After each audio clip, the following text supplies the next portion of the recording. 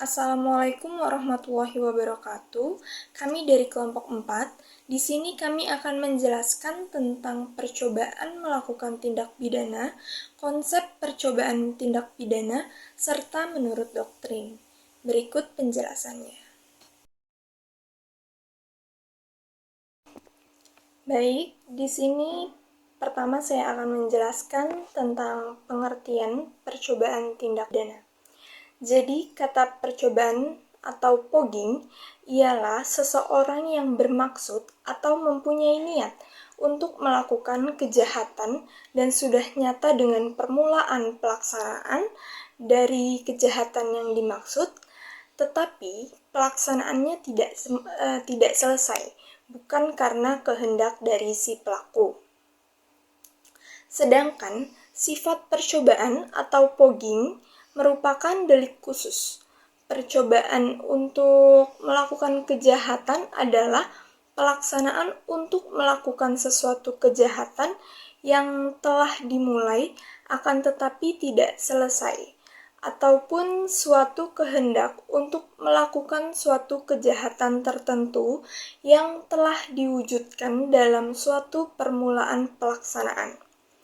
Percobaan melakukan tindak pidana terjadi jika niat pelaku telah nyata dan adanya permulaan pelaksanaan dari tindak pidana yang dituju, tetapi pelaksanaannya tidak selesai atau tidak mencapai hasil dan tidak menimbulkan akibat yang dilarang, bukan karena semata-mata atas kehendaknya sendiri.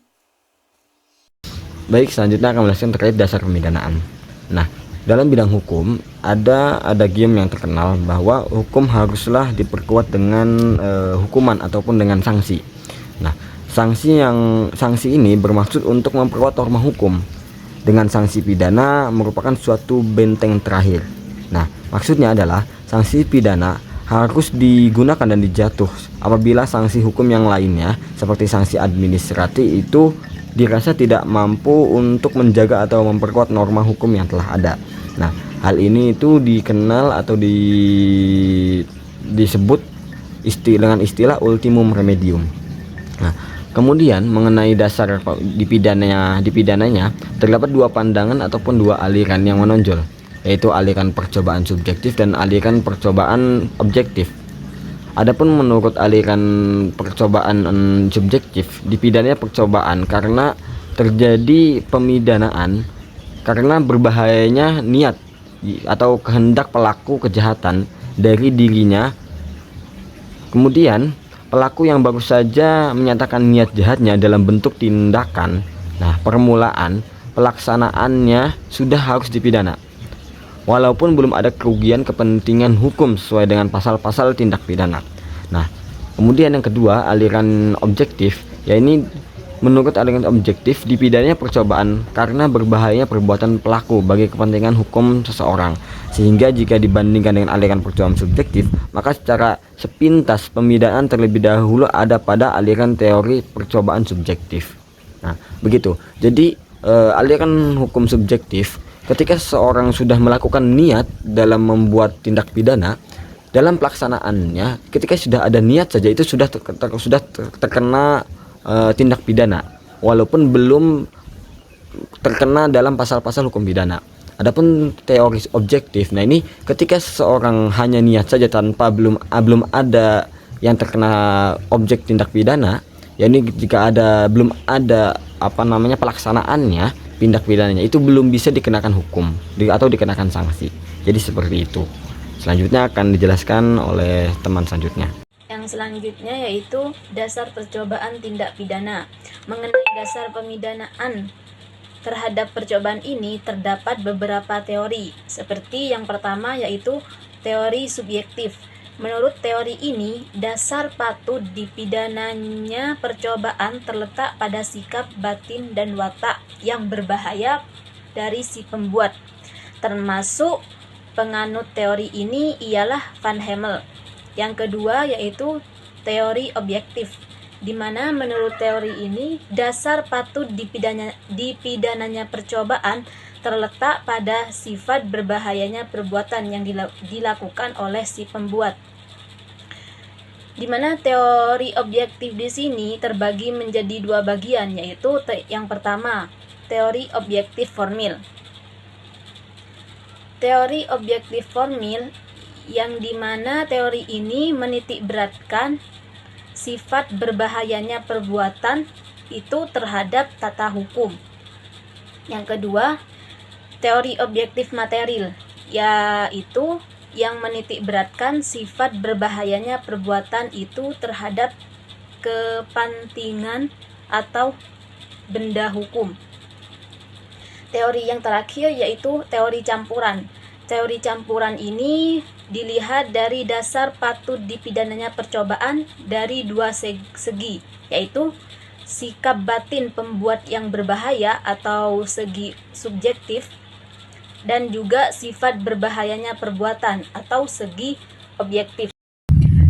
Baik, yang selanjutnya yakni doktrin terkait percobaan tindak pidana. Dalam doktrin hukum pidana, percobaan merupakan perluasan dapat dipidananya suatu perbuatan meskipun tidak selesai dilakukan. Hal itu menunjukkan sifat berbahayanya perbuatan tersebut. Sementara itu, pembantuan merupakan perluasan dapat dipidananya pelaku. Dalam KUHP, baik percobaan maupun pembantuan, pidana yang dijatuhkan ialah sepertiga dari pidana pokok yang diancamkan. Ketentuan ini tidak berlaku bagi tindak pidana korupsi, mengingat sifat dan karakteristik tindak pidana korupsi sebagai extraordinary crime. Ada 7 parameter sehingga korupsi dinyatakan sebagai kejahatan luar biasa. Yang pertama yakni delik tersebut dampak viktimisasinya sangat luas dan multidimensi. Yang kedua, delik tersebut bersifat transnasional, terorganisasi dan didukung teknologi modern di bidang komunikasi dan informatika. Ketiga, delik tersebut merupakan predikat crimes tindak pidana pencucian uang. Keempat, delik tersebut memerlukan pengaturan hukum acara pidana yang bersifat khusus. Yang kelima, delik tersebut memerlukan lembaga-lembaga pendukung penegakan hukum yang bersifat khusus dengan kewenangan yang luas. Dan keenam, delik tersebut dilandasi konvensi internasional yang merupakan treaty-based crimes. Ketujuh, delik tersebut merupakan super mala per se atau sangat jahat dan tercela dan sangat dikutuk masyarakat atau people condemnation baik nasional maupun internasional. Jadi, untuk menentukan siapa pelaku dari suatu tindak pidana, haruslah diketahui dulu unsur-unsur tindak pidana yang termuat dalam undang-undang. Mereka yang melaksanakan semua unsur tindak pidana tersebut adalah sebagai pelaku tindak pidana itu. Apabila dihubungkan dengan delik omisi, maka pelakunya adalah mereka yang tidak melakukan perbuatan yang diwajibkan kepadanya. Sebagai contoh, yakni umpamanya dalam pasal 224 KUHP yang mewajibkan seseorang menjadi saksi dalam suatu peradilan pidana. Pelaku dari pasal tersebut adalah apabila orang itu tidak memenuhi kewajibannya, padahal kepadanya diwajibkan oleh undang-undang untuk menjadi saksi. Justru dia tidak berbuat, maka dia sebagai pelaku delik omisi. Selanjutnya akan dilanjutkan oleh teman saya. Selanjutnya mengenai syarat-syarat dari percobaan tindak pidana. Syarat-syarat dari percobaan tindak pidana di sini ada 4 syarat. Yang pertama itu adanya niat untuk melakukan kejahatan. Nah, adanya niat dalam melakukan kejahatan ini dimaksud atau diancam pidana hanyalah percobaan yang melakukan kejahatan saja. Kemudian syarat yang kedua, niat itu telah ternyata dari adanya permulaan pelaksanaan. Tidak seorang pun dapat dipidana hanya semata-mata karena adanya niat saja. Dalam hukum pidana dikenal dengan adigium cogitationis poenama nemo patitur, yang artinya tidak seorang pun dapat dipidana atas apa yang semata-mata hanya ada dalam pikirannya. Jadi niat itu harus diwujudkan keluar dalam wujud suatu sikap fisik tertentu. Karenanya, salah satu syarat dari percobaan tindak pidana adalah bahwa telah adanya permulaan pelaksanaan.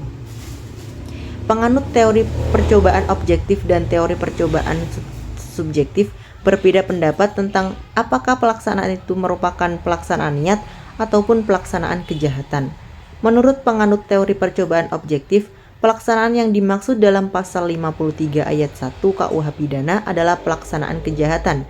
Sedangkan menganut teori percobaan subjektif, pelaksanaan yang dimaksud di sini adalah pelaksanaan niat. Kemudian syarat yang ketiga yakni pelaksanaan itu telah selesai. Tidak selesainya pelaksanaan menyebabkan perbuatan merupakan suatu percobaan. Justru karena tidak selesainya pelaksanaan sehingga perbuatan itu diklasifikasi sebagai percobaan.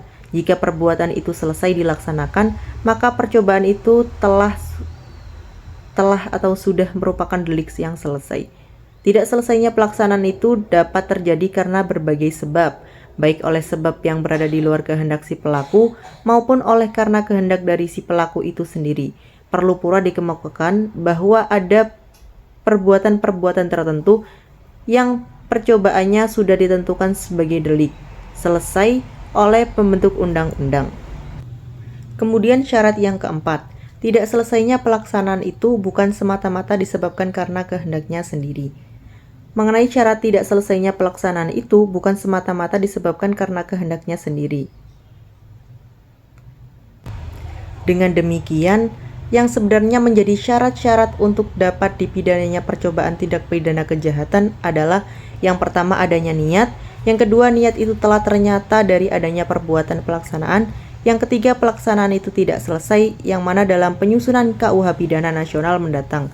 Salah satu syarat sebagaimana yang tercantum dalam pasal 53 ayat 1 KUH Pidana, yaitu syarat tidak selesainya pelaksanaan itu bukan semata-mata disebabkan karena kehendaknya sendiri. Tidak perlu lagi dicantumkan sebagai syarat untuk dapat dipidananya percobaan. Syarat tersebut yang memiliki sifat sebagai alasan yang menghapuskan pidana, bukan syarat untuk menjatuhkan pidana. Lebih tepat apabila dalam KUH Pidana Nasional mendatang dicantumkan sebagai salah satu bentuk dari alasan penghapus pidana. Kemudian ancaman. Ancaman percobaan tindak pidana mengacu pada Undang-Undang Nomor 1 Tahun 2023 tentang Kitab Undang-Undang Hukum Pidana pada pasal 17, pasal 3 disebutkan bahwa pidana untuk percobaan melakukan tindak pidana paling banyak 2/3 dari maksimum ancaman tindak pidana untuk tindak pidana yang bersangkutan. Sementara itu pada pasal 4 berbunyi, percobaan melakukan tindak pidana yang diancam dengan pidana mati atau pidana yang diancam dengan pidana mati atau pidana penjara seumur hidup dipidana dengan pidana paling lama 15 tahun penjara.